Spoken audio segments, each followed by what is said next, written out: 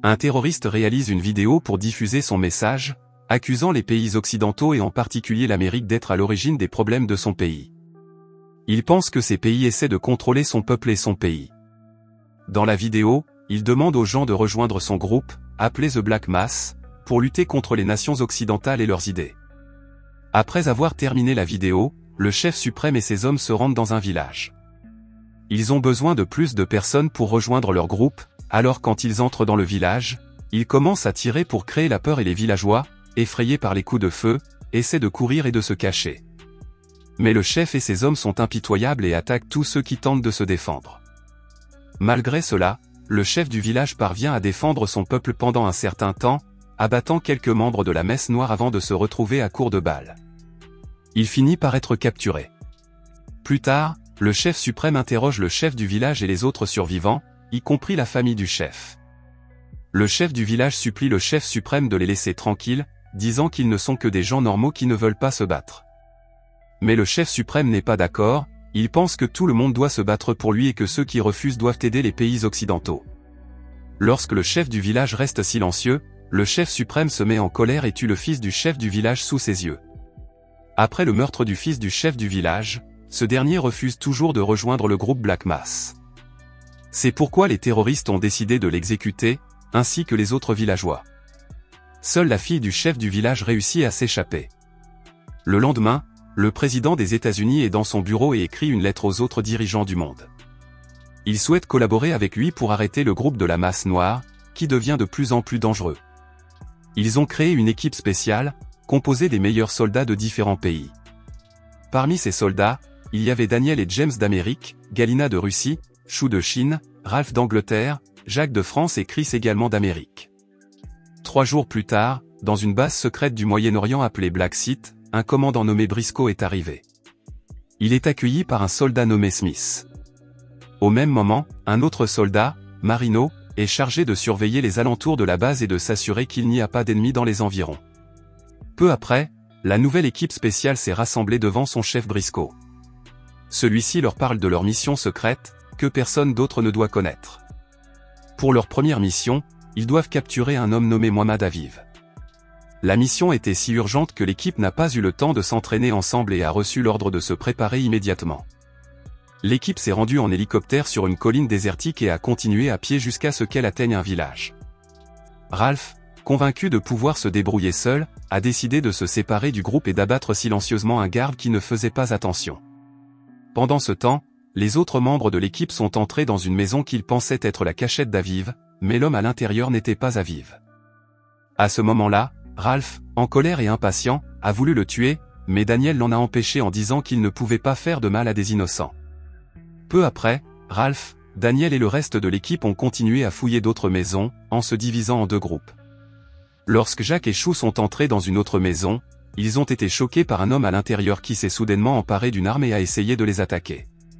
Pendant ce temps, les autres membres de l'équipe ont trouvé Aviv caché dans une pièce. Galina a remarqué de nombreux téléphones portables sur la table d'Aviv. Elle s'empresse donc de les ramasser pour enquêter plus tard et en savoir plus sur le chef du groupe de masse noire. Acculé et désespéré, Aviv tente de tirer sur Chris, mais Daniel intervient rapidement et l'arrête. Au même moment, les terroristes se rendent compte de la présence d'intrus et se lancent à la poursuite de Jacques et de Chou. De retour au QG, Marino aide l'équipe à trouver l'itinéraire de fuite le plus sûr. Lorsque Jacques et Chou ont rejoint leur groupe, ils se sont rendus compte qu'ils étaient encerclés par l'ennemi et une fusillade a éclaté. Au milieu de la bataille, Daniel a essayé d'aider Chris, qui était gravement blessé. Malheureusement, Chris a perdu trop de sang et ne peut être sauvé. Le combat se poursuit jusqu'à ce que les forces spéciales vainquent les terroristes et rentrent à la base, emportant le corps de Chris. Pendant ce temps, un membre du groupe Black Mass rencontre le chef suprême pour lui annoncer qu'Aviv a été tué et que leurs mouvements peuvent être suivis. Cependant, le chef suprême ne semble pas inquiet car il s'attendait à ce que cela se produise. Il dit à ses partisans qu'ils doivent se préparer à la guerre avec les nations occidentales. Le chef suprême assure également ses assistants de sa confiance dans son plan visant à débarrasser leur pays des envahisseurs. Il ordonne ensuite à ses assistants d'avertir tous les membres de Black Mask d'être sur le qui-vive en cas de nouvelles attaques des forces spéciales. De retour sur le site noir, les forces spéciales ont réussi à trouver ce qu'elles pensent être le quartier général de Black Mask grâce aux données de l'ordinateur portable et du téléphone d'Aviv, qui sont scannés par satellite. Au même moment, Daniel et James rendent hommage à Chris avant que son corps ne soit rapatrié en Amérique. Le lendemain, à bord d'un hélicoptère, Daniel et les autres arrivent près du camp des terroristes. Du haut d'une colline, ils commencent à observer le groupe Black Mass et Galina utilise sa longue vue pour scanner la zone. Après avoir compris où se trouvaient les ennemis, Daniel a divisé l'équipe en deux groupes pour rendre l'attaque plus efficace. Galina a été désigné comme tireur d'élite pour protéger l'équipe d'en haut. Alors que Daniel et son équipe descendent la colline en direction du camp, Galina élimine silencieusement 3 terroristes qui gardent la zone. De l'autre côté, Ralph, James et Chou s'approchaient d'une autre direction. Avec l'aide de Galina, qui a éliminé 2 autres terroristes à distance, Ralph et son équipe ont pu pénétrer plus facilement dans le camp. Au même moment, Jack et Daniel continuent de vérifier les tentes lorsqu'ils pénètrent dans l'une d'entre elles, utilisée pour fabriquer une puissante bombe chimique. Alors que Daniel fait part de sa découverte à Briscoe, ils sont soudain attaqués par des terroristes qui ont découvert les soldats. Peu après, le chef du groupe de la masse noire ordonne rapidement à ses hommes de lancer une attaque. Du haut de la colline, Galina a vu cela et a averti Daniel que d'autres soldats portant des masques noirs se dirigeaient vers eux. Peu après, une fusillade s'engage entre les forces spéciales et les terroristes. Au même moment, Jack lance une bombe pour faire exploser une tente et tenter de ralentir les attaquants, mais même après l'explosion, d'autres terroristes continuent d'arriver. Se rendant compte qu'il est en infériorité numérique, Daniel dit à Jack et aux autres de se diriger vers la colline, tandis qu'il reste en arrière pour repousser l'ennemi. Depuis le QG, Briscoe ordonne à un hélicoptère d'aller chercher l'équipe des forces spéciales, qui est de plus en plus encerclée par l'ennemi. De retour sur la colline, Ralph et les autres ont commencé à grimper, mais ils ont dû laisser Daniel derrière eux, qui était maintenant entouré de terroristes. Lorsque James a atteint le point de rassemblement, il a voulu redescendre pour sauver Daniel, mais les autres l'en ont empêché. Ils ont persuadé James de retourner à la base et de planifier un sauvetage minutieux de Daniel. À la base de Black Mask, Daniel est inconscient après avoir été capturé par des terroristes. De retour au quartier général, Ralph constate que James est toujours inquiet pour Daniel. Ralph lui promet qu'ils sauveront Daniel dès que possible, car il est un membre important de leur équipe. Peu après, Briscoe a présenté les résultats de la mission au président, expliquant que le groupe Black Mass fabriquait des bombes avec du gaz toxique. Cependant, les forces spéciales ne savent toujours pas où les terroristes ont l'intention d'utiliser les bombes.